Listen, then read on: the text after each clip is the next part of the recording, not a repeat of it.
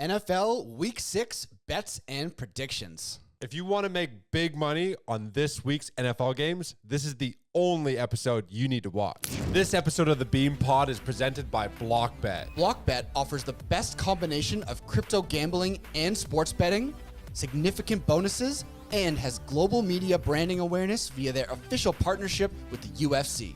Here's how to join BlockBet while receiving the maximum bonus and rewards. Using our exclusive Beanstock promo code, you can sign up now and receive a 200% deposit match bonus of up to $500 and 50 free spins on Gates of Olympus. And if you deposit 50 block or more, you will receive 50 additional free spins on Sweet Bonanza. We've been making a ton of money using BlockBet, and now you can too. Welcome to Beanstock Bets. This is Shane, aka Jolly Green. And this is Josh, aka Nifty. All right, so we got NFL Week 6 absolute locks coming up. But first, I just want to highlight how people that are watching this show are making money. We were 4 for 5 betting on NFL spreads last week, and I think we've made, 70% successful bets over the past 2 weeks?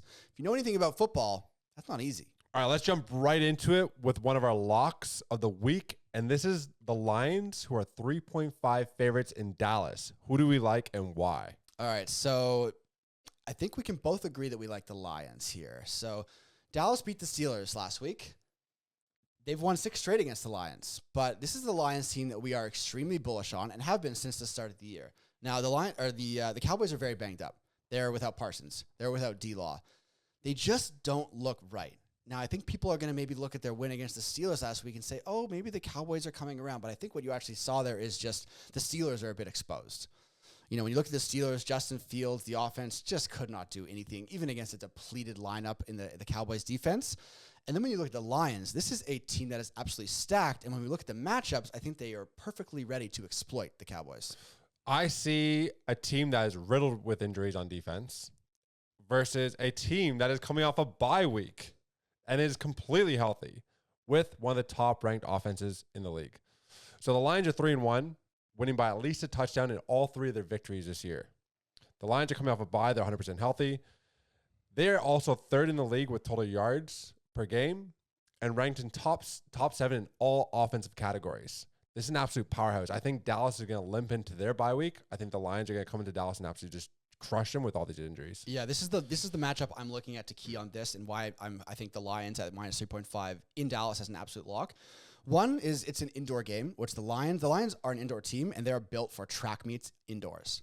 The Cowboys have a bottom 10 ranked run defense, and the Lions are one of the best running offenses in the league. I think we're going to see my game plan for this is the Lions absolutely pound the ball with Montgomery and Gibbs. It is a proven formula. Goff doesn't need to play hero, but he can hit St. Brown and Laporta when the Cowboys start cheating against the run, right? I don't think the Cowboys are going to have any answer for that. I think, maybe, Cowboys with Dak and CeeDee and this new Tolbert guy could put up some points through the air, but I think the Lions dominate the game in the ground, dominate time possession. They win this game by a touchdown. That's it. All right, on to the Bills, which are favorites in New York. They're playing the Jets. This is a divisional matchup. Very interesting one because we just saw a little bit of a shakeup in the New York organization. We saw the Bills, they made a bit of a blunder in their previous game against Houston. So this is quite an interesting one here. Who do we like? So for me personally, I think this is a perfect bounce back spot for the Bills and Josh Allen. Everyone got a little bit ahead of themselves through the first 3 weeks. They were 3-0. Everyone was saying, look, Bills are the team to beat. Allen's the MVP. Then they played the Ravens and the Texans, who are 2 real playoff teams, and they lost. But now they're against a divisional foe in the Jets. I think it's Sunday or Monday Night Football. I can't remember which one. You look at the Jets, man. They just don't look good. Rodgers, he looks 50. He's banged up. He nearly came out of that last game. His knee, his ankle. Rodgers could get blown out of a game at any moment. He's already banged up. I know Josh Allen's a little banged up too, but you look at the Jets, man. Their offensive line is not getting the job done. Breece Hall has not lived up to expectations. Garrett Wilson has not been on the same page as Aaron Rodgers. They're hoping that they're going to trade for Devontae Adams and save their season. I see a very, very lackluster Jets team against a Bills team who I think is still quite strong, even though they just played 2 tough teams. Bills will beat up on non-playoff teams, I think, this year, and the Jets, for me, are not a playoff team. So Aaron Rodgers hasn't thrown for more than 300 yards, and guess how many games? 28 games. Wow. Bro, a guy going on almost 3 seasons without 300 yards passing. Woo. Isn't that crazy? So this is an offense that ranks 25th in points per game, last in rushing yards per game, and 27th in total yards per game. So bringing back Aaron Rodgers, who's in his early 40s, whatever, maybe that wasn't the best idea. We're seeing a lot of turmoil in the organization. To me, that just creates, there's too much noise in the locker room right now. There's not enough focus on the actual gameplay itself. So the problem is, if the Jets fall behind and they're one of the worst ranked offenses, how are they going to keep up? Look at the Bills. In their first 3 games, they won by 6 points, 21 points, and 37 points. So this is a team that can and will put up points. Although the Jets do have a really good defense, I don't think that the Jets are able to keep up with the firepower that the Bills have. So I think I'm taking the Bills at 2.5 favorites against the Jets. Yeah, I agree with that. I think this is a perfect bounce back spot for the Bills. Again, we always talk about this. The NFL, like teams go way up and they get brought back down to earth, and then they go way down. Everyone writes them off and they get brought back up. So I think, go against the trends. I think Bills coming off 2 tough losses. They could have easily won that game against the Texans. At the end there, they made some questionable calls, as you said. I think they bounced back here and beat the Jets, who I just don't think they're very good. So we do have 2 picks left for you, but before we go on, we just want to let you know that we are making these picks with BlockBet, and we do have an extremely special offer for you. This is a mega boost. If you follow all 4 games that we lay out in this 4-game parlay, you will see a huge boost on your bet by using the link in the description. And we like BlockBet for a bunch of reasons, obviously, for the VPN. I was just down in the States. I was at the Seattle game. I can't use Bet365 because of the geo-blocking. Draw my VPN, placing bets with BlockBet. Yep. And I'm getting my massive increased reward. So they're giving us custom boosts on all these custom parlays we're making in NFL every week. So we're fully endorsed that BlockBet is definitely the best crypto and sports betting platform there is. Check the ref link. All right, so on to our next one. We got the Steelers. They're favorites in Vegas. What do we like here? So this is an interesting one again. Pittsburgh, kind of like the Bills. They started 3-0. Everyone's like, oh, wow, Steelers, Fields, look at this team, the defense, number 1 ranked defense in the league. And then they just lost 2 in a row. They lost to the Cowboys, not great. Fields maybe being exposed is not great. So it's like, okay, maybe we're a little bearish on the Steelers. But they do have a very, very good defense. And I think what you're going to see from the Steelers throughout the year is when the Steelers play subpar offenses, they can shut them down to not even barely scoring 10 points, right? We saw in their first 3 games, the teams barely scored 10 points. And I think the Raiders are just the perfect matchup for the Steelers. Let's be real. The Raiders stink. I don't like this team at all. Devontae Adams isn't playing.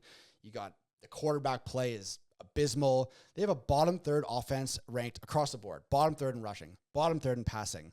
The defense isn't good. I think the Steelers, I don't think they're nearly as good as people thought they were, but I just think the Raiders are one of the worst teams in the league, and I think the Steelers are going to come in, absolutely shut down the Raiders offense, and you're going to see like a 23-10 game here. So typically these games are quite low scoring. I think the total points for is around 40 points, and the average margin of victory is 3 points, one way or the other. But this year I do see it a bit differently. There's just too much turmoil in the Vegas locker room with Max Crosby. Even there's some discussion around Max Crosby wanting to go with Devontae Adams. You can't have a defensive star and an offensive star not participating in the game and taking away from all, what should be going on in the locker room. Yep. So what I see is a team in Vegas who had a fluky victory against Baltimore. Other than that, they've been blown out by every team they played. They're bad. So if we look at this, let's just look at the defensive statistics. And if we did the spread just on defense alone, we know the Steelers' defense is amazing. They're allowing only 14 points per game right now. And they're up against a Vegas team that is in the bottom 3rd in just about every single category. Mm-hmm. So the Steelers allowing 14 points per game. The Raiders allowing 26 points per game on average. Mm-hmm. So that is a 12-point swing right there. So if we just do it based on that alone, the Steelers should, in my opinion, win by at least 3 points. Yeah, and I think, again, I'm going to key in on a specific area of this game. This is why I'm picking the Steelers to win by more than 3 points.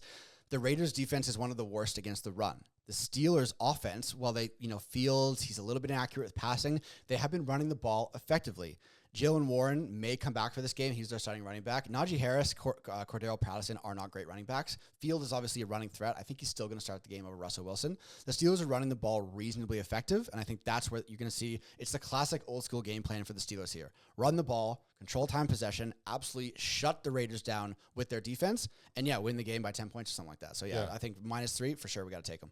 And we are doing a special giveaway today. So make sure to subscribe to the YouTube channel, Beanstock Bets, right here. And if you also subscribe to our Twitter account, which is at Beanstock Bets, also linked in the description, we're going to be giving away minimum of $100 or all of the winnings for one of our biggest football bet wins this week to one lucky subscriber. All you have to do to qualify is follow us on YouTube and follow us on Twitter, and you can win $100, $500, or more. Okay, the Colts. These guys are 1-point favorites going into Tennessee. This is an interesting one. It is only a 1-point swing at the moment, but Tennessee's coming off a bye. So, if a team comes off a bye, typically they got that time to plan. It's an extra week of planning. It's an extra week of getting healthy. But there's some injuries at quarterback on both sides. So which way are we going with this one? So betting on AFC South divisional games is notoriously difficult. Like I always have a tough time, Colts, Texans, Titans, Jaguars. It's very hard. That's why the lines are always so close, right? Because if you go back in history, these are always close games. For me, the deciding factor here is that Joe Flacco is starting for the Colts.